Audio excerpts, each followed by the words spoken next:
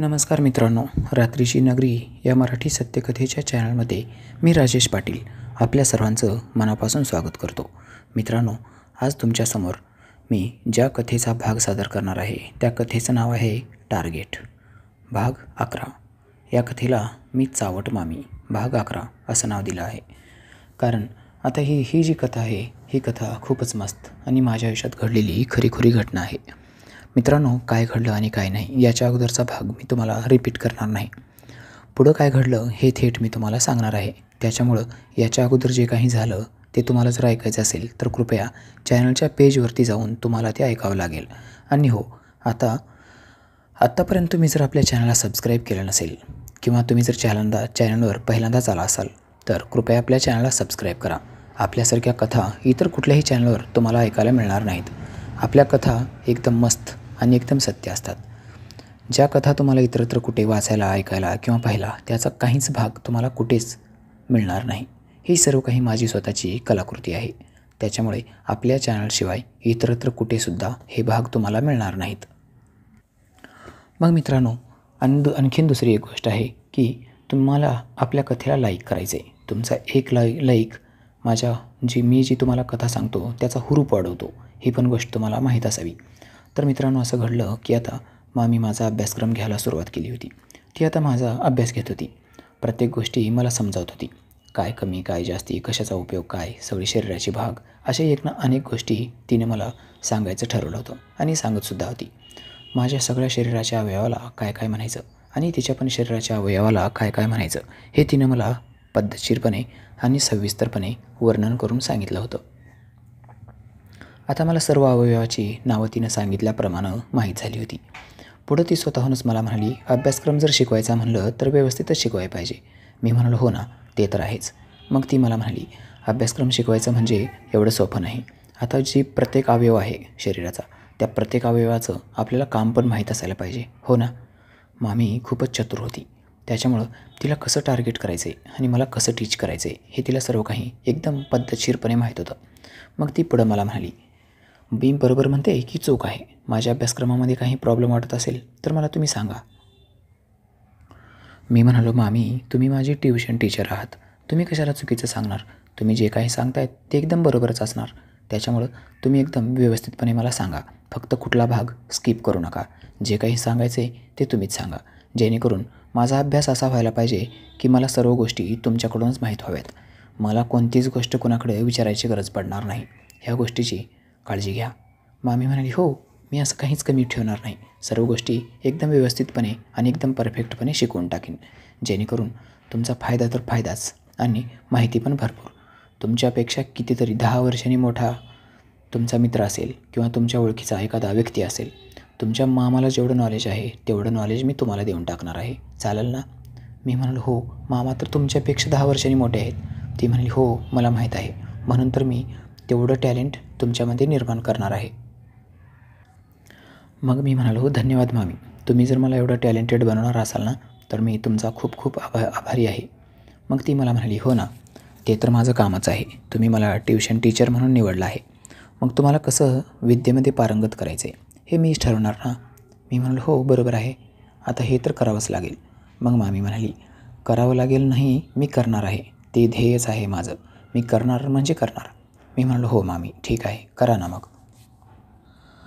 मग पुढं मामी म्हणाली, आता मी तुम्हाला शरीराच्या प्रत्येक अवयवाचा कार्य सांगणार आहे. प्रत्येक अवयव काय काम करतो त्याची माहिती तर तुम्हाला आहेच, परंतु मी माझ्या भाषेमध्ये सर्व काही तुम्हाला व्यवस्थितपणे शिकवणार आहे. मी म्हणालो, ठीक आहे, धन्यवाद परत एकदा. आता शिकवा मला. मग ती मला म्हणाली, आपल्या डोक्याचे केस काय काम करतात माहीत आहे का तुम्हाला? मी म्हणालो, ह्या सर्व गोष्टी सोडून द्या. आता मला जे काही महत्त्वाचे म्हणजे प्रायव्हेट पार्ट आहेत त्या गोष्टीबद्दलची माहिती द्या. हे डोक्याचे केस काय करतात, पायाची नखं काय करतात, हाताच्या बोटांचं काय काम आहे, हे सर्व काही मला माहीत आहे आणि ह्या गोष्टी कुणी पण मला सहज सांगेल. परंतु ज्या गोष्टी मला कुणीच सांगणार नाही किंवा ज्या गोष्टी खरोखरच प्रायव्हेट आहेत अशा गोष्टी मी तुमच्याकडून ऐकण्यासाठी उत्सुक आहे. त्याच्यामुळं तुम्ही अजिबात टाईमपास करू नका, मला समजते. मग मामी मला म्हणाली, तुम्ही खरोखरच खूप चालाक आहात.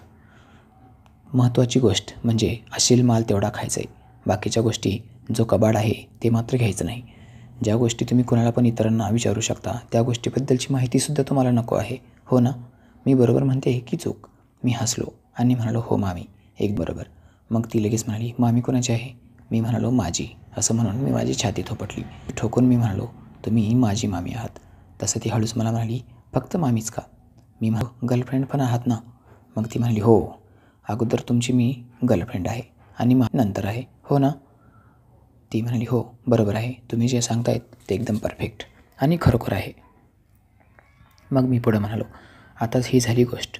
आता तुम्ही जास्त टाईम न घालवता आणि आडेवेडे न घालता तुम्ही मला सरळ सरळ सांगा. ती मला म्हणाली, मला तुम्ही त्या प्रायव्हेट पार्टचं नाव घ्यायचं आणि मी त्यास तुम्हाला काम सांगायचं. मग मी म्हणालो, तुम्हीच सांगा ना.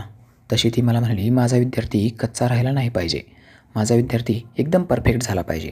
त्याच्यामुळं तुमच्या मनात जे काही प्रश्न आहेत, तुमच्या मनामध्ये जे प्रश्न येणार आहेत त्याचं जर मी निराकरण करत गेले तरच तुम्ही लवकर शिकाल आणि मी माझ्या बुद्धीप्रमाणे जर शिकवायचं म्हणलं तर तुम्हाला जास्त टाईम लागेल. जसं की मी आत्ता म्हणत होते, बघा ना, डोक्याचे केस काय करतात. त्याच्यानंतर मी सांगणार आपल्या कपाळाचा उपयोग काय आहे, कपाळाचा काय फायदा, काय उपयोग, त्याच्यानंतर भोवयाचा, त्याच्यानंतर डोळ्याचा. मी हळूहळू खाली येणार. मग मी म्हणालो, हळूहळू खाली येत तुम्ही पायाच्या नखापर्यंत जाणार, हो ना? तोपर्यंत मला 10 वर्ष लागतील. मग मामी हसली आणि मला म्हणाली, काय यार, 10 वर्ष कशाला लागतील? मग मी म्हणालो, 10 वर्ष लागणार नाहीत तर मग किती वर्ष लागतील तुम्ही सांगा. एक एक गोष्ट जर सांगायची म्हणली तर आपल्या शरीराला काही कमी अवयव नाहीत आणि प्रत्येक गोष्टीला जर समजा एक एक दिवस जरी म्हणलो तर किती लागेल बघा तुम्हीच. एकेका गोष्टीला एक एक दिवस जरी म्हणलं वर्षभर तर जाईलच की. मामी हसली आणि मला म्हणाली, काय यार, काय बोलतायत तुम्ही, नाही पटत हे. एका गोष्टीचा उपयोग सांगायला 1 मिनिट. मी म्हणालो, म्हणजे तुम्ही सर्व काही शॉर्टकट सांगणार आहात का? म्हणजे एका वाक्यात उत्तरे द्या अशा प्रकारात. मामी, काही प्रश्न असे असतात संकीर्ण ज्याचं उत्तर 5 ते 10 ओळीतसुद्धा लिहावं लागतं. काही गोष्टीसाठी वेगवेगळी उदाहरणंसुद्धा द्यावी लागतात. उदाहरण देऊन गोष्टी पटवाव्या लागतात. मग ती म्हणाली, हो तुमचं पण बरोबर आहे. मग आता काय करायचं तुम्ही सांगा. कसं सांगू मी? तर मी म्हणालो, मामी तुम्ही सांगा, मी एक एक गोष्ट सांगतो, त्या गोष्टीचं एक्सप्लेन तुम्ही करत चला. मामी तयार झाली, म्हणाली, ठीक आहे, तुम्ही विचारा, मी एक्सप्लेन करते. तुम्ही मला अवयव सांगा, मी त्याचा संपूर्ण छडा लावते. प्रत्येक गोष्ट तुमच्यासमोर तुम्हाला पटायसारख्या आणि तुम्हाला समजायसारख्या भाषेमध्ये समजावून सांगते. मी म्हणालो, ठीक आहे, जमतेकडे. असं जर असेल ना तर मग मात्र मी खूप लवकर आणि खूप काही शिकणार आहे. मामी म्हणाली, हो, शिकवायला जर माझ्यासारखी टीचर असेल ना तर सर्व काही एकदम पद्धतशीर आणि एकदम मनाप्रमाणे शिकायला मिळतं, हो ना? मी म्हणालो, हो, मला हे पटते सगळं काही. मग मामी म्हणाली, ठीक आहे, पटलं ना तुम्हाला? मी म्हणालो, हो नक्की पटलं, 100ला 100% पटलं. मामी म्हणाली, चला मग आजचा क्लास मिस करायचा नाही. जे काही तुम्हाला विचारायचं आहे ते विचारा, मी सांगते. मग मी म्हणालो, ठीक आहे, सुरुवात कुठून करावी? ती म्हणाली, तुम्ही सांगा, तुम्ही जिथून म्हणाल तिथूनच सुरुवात करावी. मग मी म्हणालो, मामी मला गुडघ्यांचा उपयोग सांगा, काय वापर होतो गुडघ्यांचा? ती मला म्हणाली, अरे देवा, हे तर तुम्ही अधूनमधून आणि चक्रा तर कधून असं म्हणतात ना, तसंच काहीतरी चालू केलं. आता हे मधूनच कुठून आला गुडघ्याचा विषय? मी म्हणालो, तो सुद्धा आपल्या शरीराचा एक भागच आहे ना, नाही का भाग? आपल्या शरीराचा भाग आहे म्हणून तर मी तुम्हाला विचारतो आहे. मग ती मला म्हणाली, ठीक आहे, सांगते मी गुडघ्याचा उपयोग. मग ती म्हणाली, आपल्याला बसण्या उठण्यासाठी आणि वाकण्यासाठी गुडघ्याचा उपयोग होतो. जेव्हा तुम्ही उठून उभे राहता आणि खाली बसता त्यावेळेला गुडघ्यातून तर पाय मोडतात. मी म्हणालो, ते तर मला पण माहीत आहे, परंतु आपल्या प्रायव्हेट गोष्टीसाठी गुडघ्याचा काय उपयोग असतो? मग ती म्हणाली, वा वा वा, असा प्रश्न आहे का? माझं ह्याच्याकडं लक्षच गेलं नव्हतं. मग मी म्हणालो, हो, आता गेलं ना लक्ष, सांगा आता. मग ती म्हणाली, गुडघ्याचा उपयोग घोडी बनण्यासाठी होतो. मी म्हणालो, काय? ती म्हणाली, हो, तुम्ही जे ऐकलंत ना ते बरोबर आहे, गुडघ्याचा उपयोग घोडी बनण्यासाठी होतो. मी म्हणालो, ते कसं काय? मामी म्हणाली, ते कधीतरी प्रॅक्टिकल करत असताना समजावून सांगते. गुडघ्याचा उपयोग खूप काही आहे, परंतु ते सर्व काही एक्सप्लेन करताना प्रॅक्टिकलमध्येच दाखवावं लागेल. कसं, काय, कुठं, हे सर्व गोष्टी तुम्हाला शिकाव्या लागतील. मी म्हणालो, हो का? ती लगेच म्हणाली, हो ना, सर्व गोष्टी तोंडानं सांगून किंवा ऐकून शिकत नाही माणूस. प्रत्येक गोष्टीला काही प्रॅक्टिकल पण लागतं. ज्या गोष्टी तुम्हाला माहीत आहेत त्या गोष्टी लगेच लक्षात येतील, परंतु ज्या गोष्टी तुम्हाला माहीत नाहीत त्या गोष्टीसाठी मात्र खूप तुम्हाला स्टडी करावं लागेल, खूप मेहनत करावी लागेल. कराल ना तुम्ही मेहनत? मी म्हणालो, हो, मी तर भरपूर अभ्यास करायला तयार आहे. मग ती मला म्हणाली, अभ्यास करून मेरिटमध्ये यायचा विचार आहे की काय? मी म्हणालो, हो, आता तुमचा विद्यार्थी म्हणल्यास मेरिटमध्येच यायला पाहिजे ना. मग ती हसू लागली, मी पण हसू लागलो. मित्रांनो, आता आमचा खेळ खूप रंगत आला होता, एकदम मस्त, एकदम मजेमध्ये. मग पुढे ती मला म्हणाली, ठीक आहे, आता हे तर प्रॅक्टिकलमध्ये समजणार आहे. आता पुढचा जो प्रश्न होता तो विचारा, आणखीन कशाचा उपयोग सांगायचे? मी म्हणालो, मामी, मांड्यांचा काय उपयोग असतो? ती म्हणाली, मांड्या म्हणजे केळाच्या गाभाऱ्याप्रमाणे एकदम दिसायला मस्त. माणूस कसा आकर्षित होतो, लोकांना आकर्षित करण्यासाठी मांड्याचा उपयोग होतो, बाकीचं काही नाही. आणि हो, एखाद्या पुरुषाला जर आपण वर घेतलं तर त्याला खेळवायसाठी पण त्याचा उपयोग होतो. मी म्हणालो, ते कसं काय? ती पुढे म्हणाली, हो, बघा तुम्ही, मी ती पण गोष्ट तुम्हाला प्रॅक्टिकलमध्येच सांगणार आहे. मी म्हणालो, काय यार, प्रत्येक गोष्ट प्रॅक्टिकलमध्येच? ती म्हणाली, आता तर दुसरा आयटम आहे. अहो, प्रत्येक वस्तू तुम्हाला प्रॅक्टिकलमध्येच दाखवावी लागेल, तेव्हाच तुमच्या लक्षात येईल, नाहीतर तुमच्या लक्षात असं बसणारच नाही. ओरल माहिती फक्त थोडीच. ओरल जो प्रश्न असतात ते 20 मार्काचे असतात आणि बाकीचं जे टॉपिक असतं ते बाकीच्या 80 मार्काचं. 100 मार्काचा जर पेपर धरला तर ओरल 20 मार्काचं आणि बाकी 80 मार्काचं. बरोबर आहे ना? मी म्हणालो, त्याच्यामध्ये 35 किंवा 40 मार्काचं ऑब्जेक्टिव्ह पण असतं. ती हसली आणि म्हणाली, पेपर कसा तयार करायचा आहे हे त्याच्या मनावर असतं. आता तुम्ही तुमच्या मनावर पेपर तयार करून घ्या. तुम्हाला जसा पेपर बनवायचा आहे तसा पेपर बनवा. त्याच्याप्रमाणे मी उत्तरपत्रिका तयार करते. आन्सर शीट माझं, क्वेश्चन पेपर तुमचा. आणि ती पुन्हा परत हसू लागली. मी सुद्धा हसू लागलो आणि म्हणालो, हो, ट्युशन टीचरच्या मनावर सर्व काही, परंतु जे क्वेश्चन आहेत ना ते क्वेश्चन मात्र स्टुडंटच्या मनावर, हो ना? मग ती म्हणाली, हो, कारण तो स्टुडंट जो आहे ना तो माझ्यासाठी खास आहे. जर स्टुडंट खास नसता तर क्वेश्चन पेपर मी तयार केला असता आणि आन्सर पेपर स्टुडंटला सोडायला दिला असता, परंतु इथं मात्र वेगळं आहे. मी म्हणालो, कसं काय? मग ती म्हणाली, क्वेश्चन पेपर स्टुडंटच्या मनावर आणि आन्सर पेपर टीचर देणार, हो ना? मग वेगळंच आहे म्हणायचं ना. अशी गोष्ट कधी कुठे झाली असेल का? क्वेश्चन पेपर टीचर काढतात आणि आन्सर पेपर विद्यार्थी देतात, बरोबर आहे ना? पण इथं मात्र सगळं उलटं आहे, खास तुमच्या आग्रहास्तव आणि खास तुमच्या प्रेमापोटी. मी म्हणालो, थँक्स, ठीक आहे, धन्यवाद मला समजून घेतल्याबद्दल. मामी म्हणाली, ते सर्व काही ठीक आहे, परंतु आता पुढचा क्वेश्चन विचारा. आता पुढचा जर क्वेश्चन विचारलात तर मग मी त्याचं उत्तर देऊ शकेन. पुढे मी म्हणालो, मग गळ्याचा काही उपयोग होतो का? ती म्हणाली, हो, गळ्याचा पण खूप उपयोग होतो. गळ्यामधून सूर निघतात, गळ्यामधून आवाज निघतो आणि आकर्षक आवाज नेहमी माणसाला आकर्षक बनवतो. हा आवाज जर व्यवस्थित असेल तर पुढचा माणूस लवकर आकर्षित होतो. याच्यामध्ये पण कामजीवनाला खूप महत्त्व आहे. मी म्हणालो, ठीक आहे, सोडून द्या ते पण. आता आपल्याला डायरेक्टली बघायचं आहे. ती मला म्हणाली, डायरेक्टली म्हणजे आता कुठं जायचं आहे? मग मी म्हणालो, नाही, मला दुसरा प्रश्न विचारायचा आहे, असं म्हणत होतो मी. मग पुढे मी म्हणालो, मामी, मला सांगा ना, दूधचा उपयोग कुठं होतो? ती मला म्हणाली, छोट्या मुलांना दूध पाजवण्यासाठी त्याचा उपयोग होतो. आणि मी लगेच म्हणालो, छोट्या मुलांबद्दल विचारत नाही, मी माझ्याबद्दल विचारतो आहे किंवा मामाबद्दल. प्रौढ पुरुषांना त्याचा काय उपयोग असतो? लगेच मामी म्हणाली, लोकांना दाखवण्यापासून ते त्यांना वापरायला देण्यापर्यंत सर्व काही त्याचंच आहे. कारण तुम्ही पुरुष जे असतात ते त्याच्याकडे बघूनच आकर्षित होतात. त्याचे आकार, त्याची साईज, सर्व काही त्याच्यावर डिपेंड आहे.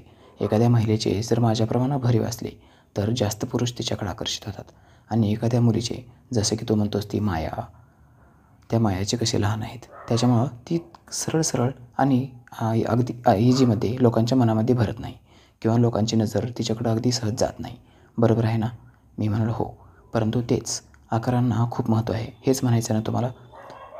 ती लगेच म्हणाली, हो, आकारांना खूप महत्त्व आहे आणि त्याचा वापर पण असाच पुरुषांना उत्तेजित करण्यासाठी किंवा त्यांना आकर्षित करण्यासाठी, पुरुषांना खेळण्यासाठी याचा उपयोग होतो.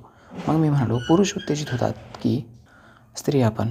तसं ती मला म्हणाली, अहो, त्याच्यावर तुम्ही जर वर्क करायला सुरुवात केली ना तर स्त्रिया उत्तेजित होतात, परंतु ते फक्त जर दिसले ना तर पुरुष उत्तेजित होतात.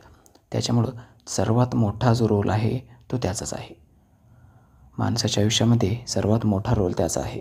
त्याच्यानंतर 2 नंबर येतो ते दुसऱ्या चीजचा. मग मी म्हणालो, ती दुसरी चीज कोणती आहे? ती लगेच म्हणाली, तुम्ही एक प्रश्न विचारणार आहात त्यावेळेला मी त्याच्यासोबत ह्याची जोड लावून देईन. तुम्हाला जर माहीत असेल तर तुम्ही सांगा. माणसाची नजर जास्त कुठे असते? मग मी म्हणालो, चेहऱ्याकडं. ती हसली आणि म्हणाली, हो का? मी म्हणालो, हो ना, आता मला तर जसं वाटलं तसं मी तुम्हाला सांगतो आहे. ह्याच्यामध्ये जर दुसरं काही असेल तर तुम्ही सांगा मला.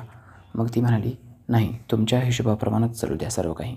ठीक आहे, याच्यामध्ये चेहऱ्याचा रोल असतो तो हो असतो. त्याच्यामध्ये पण माणूस लवकर उत्तेजित होतो. आता आमचं जे पोथीपुराण होतं आणि जे नॉलेज होतं ते नॉलेज एकदम पुढच्या स्टेपला जाऊ लागलं होतं. मला जसं विचारायचं आहे तसं मी विचारत होतो आणि तिकडून उत्तर पण तसेच येत होते. आता मी डायरेक्टली तिच्या फटीबद्दल पण विचारणार होतो, पण एवढ्या लवकर तिथंपर्यंत जाणं मला काही योग्य वाटलं नाही. त्याच्यामुळं मी थोडंसं थांबावं. हळूहळू विचारत तिथंपर्यंत तर जाणारच आहे. त्या गोष्टीचा पण मी सर्व प्रश्न विचारणार आहे हे मला माहीत होतं, परंतु मी मुद्दामच थोडंसं स्लो मोशनमध्ये घेत होतो. मित्रांनो, कथा खूपच रोचक मोडवर येऊन थांबली आहे. त्यानंतर पुढं काय झालं, मी काय प्रश्न विचारले, त्यांनी काय उत्तर दिलं, हे सर्व काही महत्त्वाच्या बाबी कथेच्या पुढील भागामध्ये ऐकायला मिळतील.